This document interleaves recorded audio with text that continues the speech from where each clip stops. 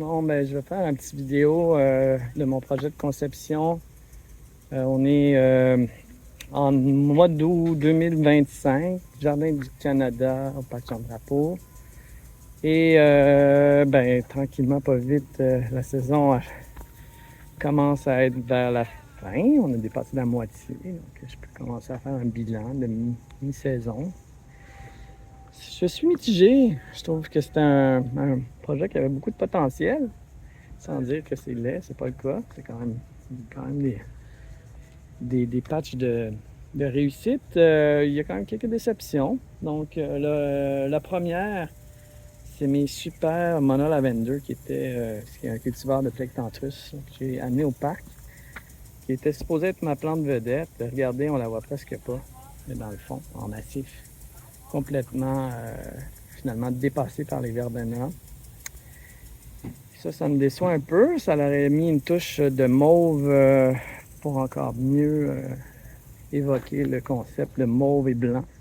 Rencontre entre deux couleurs, entre deux personnes qui se marient. C'est le mariage du mauve et du blanc. Vous allez me dire que c'est bien genré. Mais on est ici dans un espace pour louer permettre aux gens de se marier. Donc, il fallait que ça soit fleuri. Et j'ai vraiment mis l'emphase quand même sur le blanc. C'est équivoque. Maintenant, pour ce qui est des bons coups, attendez, un autre truc qui marche moins bien. Ici, regardez, tout est piétiné parce que malheureusement, quand les gens, quand il y a trop de monde, ils créent une rangée de chaises ici, donc là, les gens piétinent la plate-bande, les photographes ici. Ils se mettent ici, fait que malheureusement, j'ai eu des pertes. Mais bon, ça fait partie de la game, comme on dit. Sinon, ben, on voit quand même l'agora, là, c'est vraiment magnifique. Là. Ça fonctionne super bien. Les genres de plantes pseudo-graminées à floraison blanche avec les gommes Fréna, les petits pompons blancs.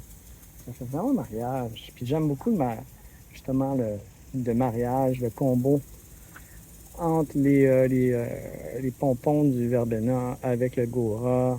Ça se mélange bien, ça fait un petit côté sauvage et ça fournit bien. Ça fait une belle transition entre le début et de la plate-bande et la fin. Mais je manque de hauteur, c'est ça, là. Vous voyez, autant j'ai quand même respecté la convention là, de mettre des plantes plus petites, plus courtes, moins hautes, plutôt au début. On a un effet de grandeur. Mais bon, mon massif en arrière, ça fonctionne pas super bien.